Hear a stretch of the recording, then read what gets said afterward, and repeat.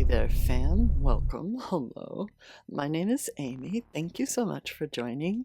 Today, I'd like to go over a term that has recently been brought to my attention. And of course, in life's usual impeccable timing, it's so very fitting. So like, okay, Google Chrome For You page, I see you, you fucking creep. Anyway. The article that introduced me to the term paperclipping is behind a paywall, but I found one that includes affirmations, and while I may not be your life coach, I do appreciate the intent. Like, you don't want to leave people stewing in their realizations that, like, a particular person is XYZ, and so you remind them that they don't need those jerks X, Y, and Z anyway, so fuck them, right? And like, I get it. I appreciate it. So this article is written by Ashley Broadwater. It is 6 clear signs it's not attraction, it's paperclipping. It's a new dating phenomenon. I don't think it's new, but I think like the term paperclipping is newish.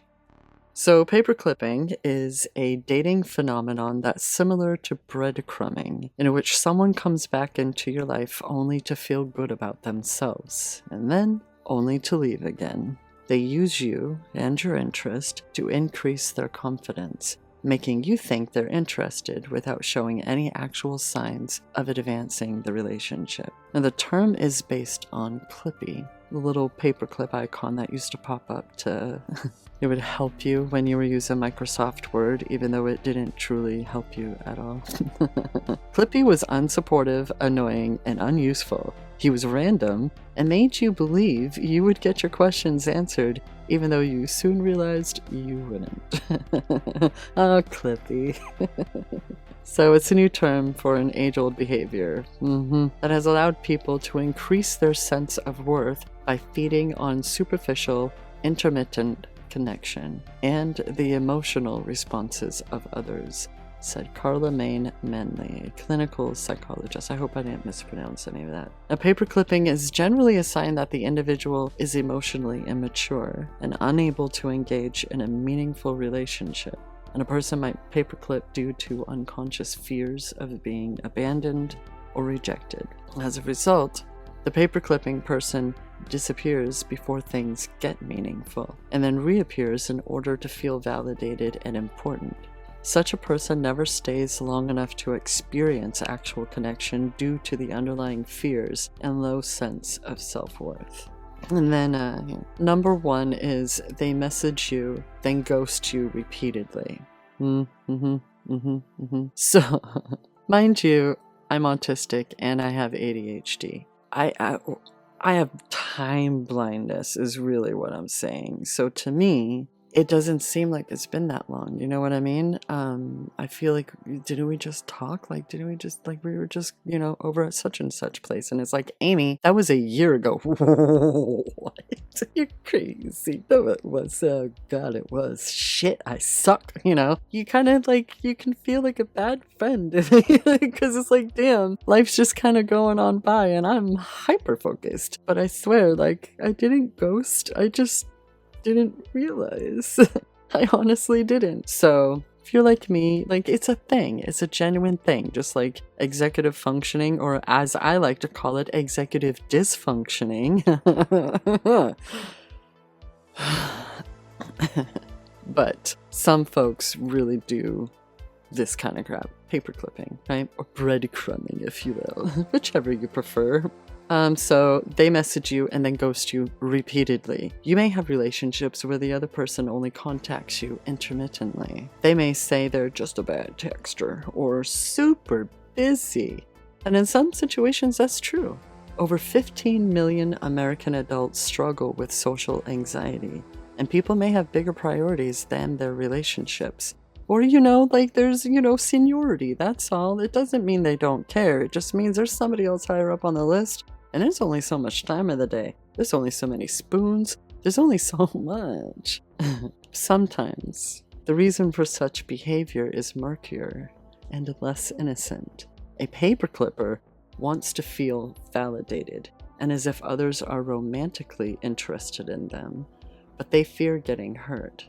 They want to feel important to you, but not stay long enough to where you could abandon or reject them, even if you've shown no signs of doing so. They're probably emotionally immature and struggle with low self-esteem. Those words are just already starting to feel a bit repetitive, huh? Okay, anyway, moving on. So they message you to make sure you're still interested and then leave before you can. They don't truly value you or your relationship, but how you make them feel. And the affirmation for this one is just because a person doesn't value you doesn't mean you aren't valuable. Never forget that. Number 2, your conversations, they're not even meaningful, nor do they move your relationship forward. Not every conversation with someone will contain deep discussions or dark life stories, and that's perfectly okay. In fact, that's probably healthy to some degree. However, I want you to have relationships that are truly meaningful and encouraging. But a paperclipper can't give you that, because they're scared to have a genuine relationship. They won't make any efforts to make it so. They're using you and testing you, and neither requires anything deep or meaningful. They may send brief responses or not go in deeper when you want to go in deeper. They may seem interested enough, but a part of you still feels empty or like you're the one who has to carry the conversation. And remember, if you don't already have them, you will find meaningful relationships with loving people. You don't deserve to put 110% of your energy into a relationship that is giving you nothing. Literally nothing in return. There was a different point I also wanted to make with this, but of course I'm blanking out now that it's my turn. Okie dokie, artichoke. They randomly come back into your life. Oh, I love this shit. I love it so much. And when we don't talk to someone for a while, or they didn't seem interested in the past, we may understandably believe that the relationship is over. We may have accepted that we likely won't talk to them again, and we move on with our lives. But for a paperclipper, coming back into your life after a long period is exactly what they do. They may not have a good, clear reason why they reached out, leaving you confused and surprised. If them popping up seems random and suspicious, it probably is. Your response is how they test and gauge your interest. It's what they use to feel better about themselves, depending on what you say. However, I want to be clear that regardless of what you say, you aren't at fault. The paperclipper is the one in the wrong here. So trust your gut with people's intentions. Don't feel bad for your responses to a paperclipper, regardless if they're positive or negative. Now, they're flaky and don't seem very interested in you. I feel like we've already touched on this one, so I'll just kind of skirt along. Like, after a while, you may wonder why they're messaging you at all after their behavior. It's because their true colors are definitely shining through. Like, what I'm currently going through is very wah-wah, wah-wah, wah-wah. And we have some moments where it's like, wow, I think he actually heard what I had to say there. But then, for the most part, it's like, you just want someone to talk at. You may feel hopeful when someone who ghosted you messages you again, or when they initially say yes to plans you initiate. They may make believable excuses about past behavior, and they may seem ready to change. However, a paperclipper won't go through with the hope they bring. Unfortunately, they'll continue to ghost you and cancel plans, and then they'll repeat the behavior over and over again. But remember, feeling hopeful isn't anything to be ashamed about, and you're also allowed to be wary. Trust those feelings, and know their behavior doesn't mean anything is wrong with you. They reach out, but they don't seem to have a goal or activity in mind. Not only do conversations with them feel meaningless and go nowhere, but they also don't have a legitimate purpose or one that could benefit you, which sounds kind of harsh, you know, like, sometimes you just want to shoot the shit, fuck yeah, but, you know, like, if it's just like, I got shit to do, why are you wasting my time right now? So while they may initiate conversation, they aren't great at making conversation. They don't truly want to know how you're doing, and they don't want to hang out. Conversations with them may feel boring or confusing, leaving you feeling empty and unsatisfied, probably because all they're doing is sitting there talking about themselves and what they've been up to since you last spoke, huh? Oh yeah, a lot of shit's happened. I bet it has, fucker. Like, you don't have to engage in conversation with this person or feel bad about your inability to make meaningful conversation.